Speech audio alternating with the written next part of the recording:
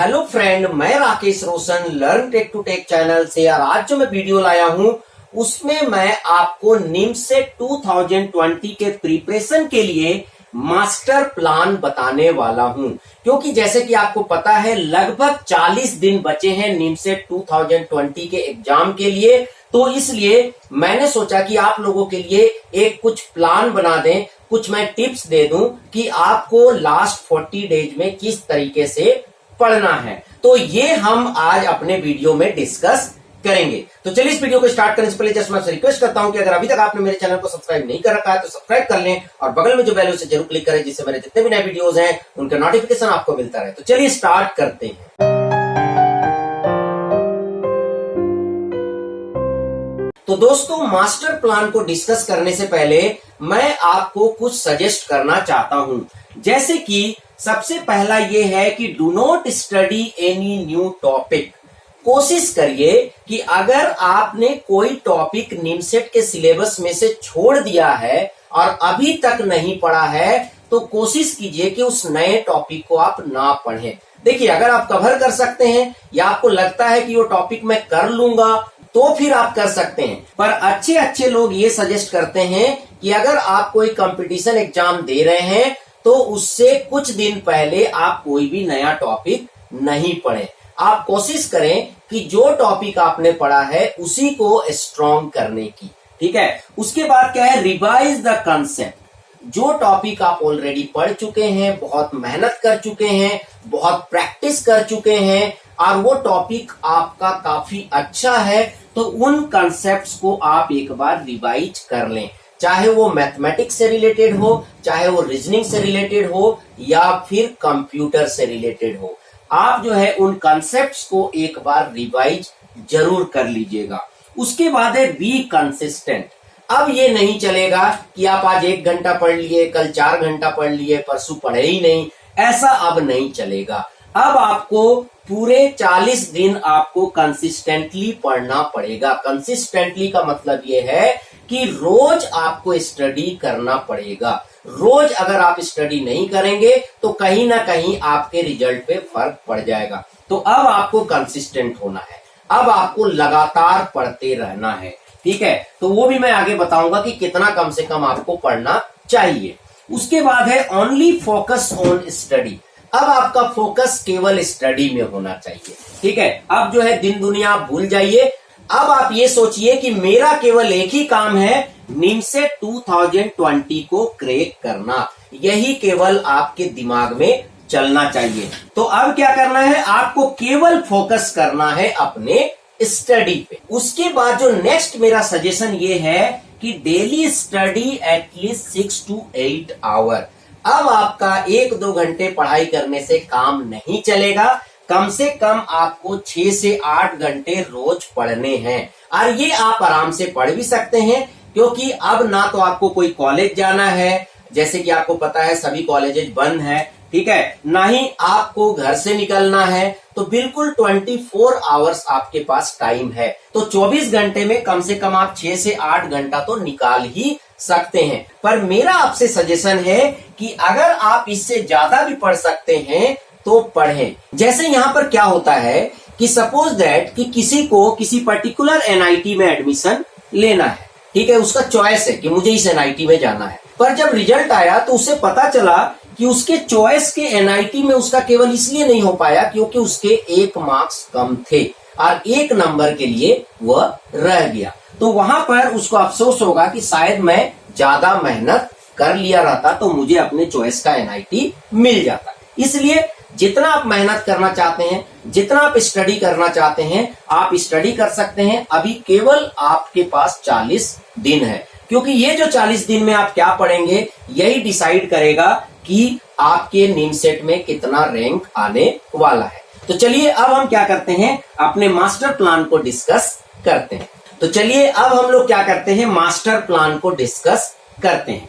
जैसे कि आपको पता है निमसेट में 4 कैटेगरी के क्वेश्चंस पूछे जाते हैं, maths, computer awareness, analytical ability and logical reasoning, और चौथा जो है आपका जनरल इंग्लिश का होता है। मैथ्स का जो है 50 क्वेश्चन होता है, कंप्यूटर अवेयरनेस के 10 क्वेश्चन होते हैं, analytical ability and logical reasoning से 40 क्वेश्चन होते हैं और इंग्लिश के 20 क्वेश्चन होते हैं। तो इस तरह से जो है क्वेश्चन का डिस्ट्रीब्यूशन होता है। तो यहां पर आपको देख के ही लग रहा है कि आपको सबसे ज्यादा प्रीफरेंस देना है मैथ्स को और analytical ability and logical reasoning को, उसके बाद कंप्यूटर को और तब जाके आपको इंग्लिश को। तो जैसे कि मैंने आपको बताया था कि आपको डेली 6 से 8 घंटे पढ़ने हैं। अगर आप रोज 6 घंटे पढ़ रहे हैं तो आपको कम से कम 3 घंटा जो है आपको किसको देना है, मैथ को देना है। उसके बाद कम से कम 1.5 घंटा आपको देना है किसको, रीजनिंग को। उसके बाद आपको 1 घंटा कम से कम देना है कंप्यूटर अवेयरनेस को और कम से कम हाफ एन आवर आपको देना है जनरल इंग्लिश को। तो ये तो हमने मिनिमम बताया, पर हमेशा मैं सजेस्ट करूंगा कि आप कम से कम तो 8 घंटा पढ़े ही। अगर 8 घंटा पढ़ रहे हैं तो मैथ्स के लिए होना चाहिए 4 घंटा और उसके बाद रीजनिंग के लिए होना चाहिए 2 घंटा और कंप्यूटर अवेयरनेस के लिए होना चाहिए 1 घंटा और जनरल इंग्लिश के लिए होना चाहिए 1 घंटा। तो इस तरह से आपको 8 घंटे पढ़ने हैं और इससे ज्यादा घंटा अगर आप स्टडी कर रहे हैं तो उसी रेशियो में आपको डिवाइड करना है। पर कंसिस्टेंटली आपको सारे सब्जेक्ट पढ़ने हैं, डेली आपको डेली सारे सब्जेक्ट पढ़ने हैं, क्योंकि कई बार क्या होता है एक सब्जेक्ट पढ़ते पढ़ते भी आप बोर हो जाते हैं। तो अगर इस तरह से आप डिस्ट्रीब्यूट करेंगे तो आप इंजॉय भी करेंगे। ठीक है, तो ये तो हो गया टाइम का। उसके बाद बात करते हैं कि इन सब्जेक्ट्स की तैयारी हम कैसे करें।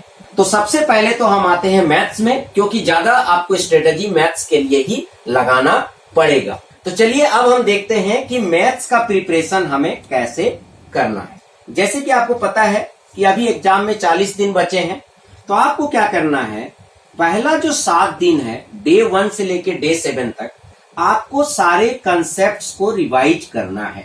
आपको क्या करना है, सारे कंसेप्ट्स को रिवाइज करना है। जैसे कि यहाँ पर आप देख सकते हैं जो टॉपिक्स है, सेट है, प्रोबेबिलिटी है, अलजेब्रा है, कोऑर्डिनेट है, कैलकुलस है, वेक्टर है, ट्रिग्नोमेट्री है, स्टैटिस्टिक्स है। ठीक है, तो इन सारे टॉपिक्स के कंसेप्ट को आपको रिवाइज करना पड़ेगा। मैं यहाँ पर बता दूं कि यहाँ पर मैंने केवल मेन टॉपिक लिखा है, आप इसका पूरा डिटेल सिलेबस जो है आप देख लीजिएगा। ठीक है, तो यहाँ पर कंसेप्ट को रिवाइज करने से दोबारा क्या बेनिफिट होगा कि कई बार क्या होता है कि आपके एग्जाम में कुछ ऐसे क्वेश्चन आ जाते हैं जिसको आपने कभी पहले देखा भी नहीं है और ना ही उस तरह के क्वेश्चंस आपने कभी किए हैं। तो उस केस में अगर आपका कंसेप्ट क्लियर है तो आप उन क्वेश्चंस को सॉल्व कर सकते हैं। उसके बाद आपको क्या करना है कि डे 1 से ही कम से कम रोज आपको 20 से 25 क्वेश्चंस आपको सॉल्व करने हैं मैथ्स के, 20 से 25 क्वेश्चन, और वैसे क्वेश्चंस जो कि एग्जाम में आते हैं। ऐसा नहीं कि नॉर्मल क्वेश्चन, वैसे क्वेश्चंस जो कि एग्जाम में पूछे जाते हैं। ठीक है, अब इसका आप शेड्यूल बना लीजिएगा कि आज हम सेट का करेंगे या फिर रोज जो है हम 10 क्वेश्चन सेट का करेंगे, 10 क्वेश्चन प्रोबेबिलिटी का करेंगे। इस तरीके से आप जो है बना सकते हैं, पर कम से कम 20 से 25 और ज्यादा से ज्यादा 45 से 50 क्वेश्चन करेंगे रोज, तो वो ज्यादा बेटर होगा। तो इस तरह से आपको आज से ही डे 1 से ही आपको क्या करना पड़ेगा कि रोज जो है आपको मैथमेटिक्स के कुछ क्वेश्चन सॉल्व करने पड़ेंगे जो कि एग्जाम में पूछे जाते हैं उसी टाइप का। उसके लिए आप प्रीवियस ईयर का क्वेश्चन पेपर ले सकते हैं, आप जो है कुछ टेस्ट सीरीज ले सकते हैं, या जो कॉम्पिटिटिव एग्जाम के बुक्स हैं उससे आप ले सकते हैं। ठीक है, थोड़ा सा अपने प्रैक्टिस को देखने के लिए कुछ IIT JEE का अगर बुक्स हो मैथ का तो उसको लेके प्रैक्टिस कर सकते हैं, क्योंकि आपको ज्यादा ध्यान देना है मैथ के ऊपर, क्योंकि मैथ्स जो है वो सबसे इंपॉर्टेंट यहाँ पर होता है। ठीक है, तो यहाँ पर आपने देखा कि कैसे आपको मैथ्स की तैयारी करनी है। तो पहला 7 दिन आपको कंसेप्ट्स पे ध्यान देना है, पर कंसेप्ट के साथ साथ डे 1 से ही रोज आपको क्वेश्चंस की प्रैक्टिस करनी है। ठीक है, तो ये आपको ध्यान रखना है। तो इसका मतलब क्या हो गया कि मैथ्स आपको रोज पढ़ना है। तो इस तरह से मान के चलिए कि आपको रोज 3 से 4 घंटा तो केवल मैथ्स पे ही देना है। उसके बाद जो नेक्स्ट इंपॉर्टेंट टॉपिक है वो है analytical ability and logical reasoning, जिसमें से कि 40 क्वेश्चन आते हैं। ठीक है, तो आप देख रहे हैं नंबर ऑफ क्वेश्चन से ही पता चल रहा है कि कौन सा टॉपिक इंपॉर्टेंट है। सबसे इंपॉर्टेंट आपका मैथ है और उसके बाद आपका analytical ability and logical reasoning. ठीक है, तो इसमें क्या करना है आपको कि रोज 1 से 2 घंटा आपको प्रैक्टिस करना है। ठीक है, आपको क्या करना है, प्रैक्टिस करना है कि analytical ability and logical reasoning से रिलेटेड जो भी क्वेश्चंस हैं उसको आपको सॉल्व करना है। हालांकि analytical ability and logical reasoning में बहुत तरह के क्वेश्चन पूछे जाते हैं, तो आपको देखना पड़ेगा किस किस टाइप के क्वेश्चन उसमें आते हैं और उसी टाइप के क्वेश्चंस को आपको रोज 1 से 2 घंटा प्रिपेयर करना पड़ेगा। हालांकि अगर आप चाहें तो मेरे चैनल में आप जाके देख सकते हैं, मैंने 1-2 वीडियो इस पे बना रखा है कि analytical ability and logical reasoning में इंपॉर्टेंट टॉपिक्स कौन कौन से हैं। तो उसको हम यहाँ पर डिस्कस नहीं कर रहे हैं क्योंकि वीडियो फिर काफी लेंथी हो जाएगा, तो वहां पर आप उस वीडियो को देख के जो है पता कर सकते हैं। हालांकि केवल मैंने रीजनिंग का ही नहीं बनाया है, बल्कि मैंने मैथ्स, कंप्यूटर और रीजनिंग तीनों का बना रखा है। उसके बाद यहाँ आपको 1-2 घंटा रोज रीजनिंग में टाइम देना है, वो आज से ही आपको लग जाना है। उसके बाद नेक्स्ट आते हैं कंप्यूटर अवेयरनेस में। मैं आपको बता दूं कि कंप्यूटर अवेयरनेस में आप नंबर सिस्टम का रिवीजन अच्छा से कर लीजिए, क्योंकि ज्यादातर क्वेश्चन में आपका नंबर सिस्टम का यूज होगा। और जो भी कंप्यूटर अवेयरनेस का सिलेबस है वो सारा चीज आप पढ़ लीजिए। तो रोज आपको क्या करना है, कंप्यूटर अवेयरनेस के लिए मिनिमम आपको 1 आवर टाइम देना है।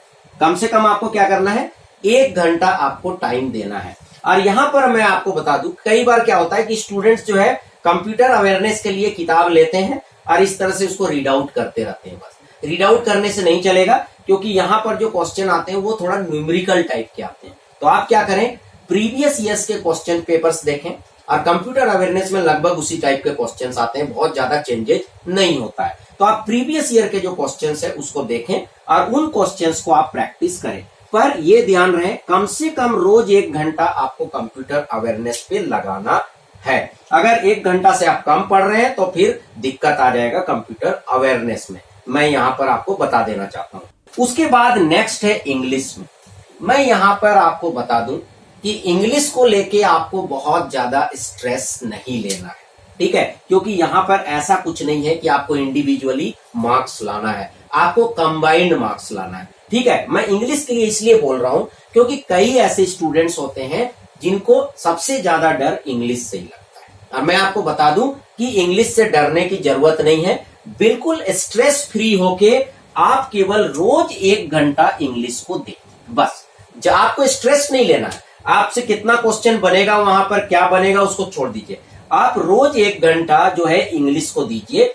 और प्रीवियस ईयर में जो क्वेश्चन पेपर्स आए हैं, ठीक है, या फिर टेस्ट सीरीज आपको कहीं से मिल जाता है तो उनको देखिए कि किस तरह के क्वेश्चंस आते हैं, उस तरह के क्वेश्चंस के लिए आप स्टडी करते रहें। चलिए फ्रेंड, आई होप कि आपको वीडियो अच्छा लगा होगा। अच्छा लगा तो लाइक करें, शेयर करें, कमेंट करें, और अगर अभी तक आपने मेरे चैनल को सब्सक्राइब नहीं कर रखा है तो सब्सक्राइब कर ले और बगल में जो बेल है उसे जरूर क्लिक करें, जिससे मेरे जितने भी नए वीडियोस हैं उनके नोटिफिकेशन आपको मिलता रहे। Thank you and good bye.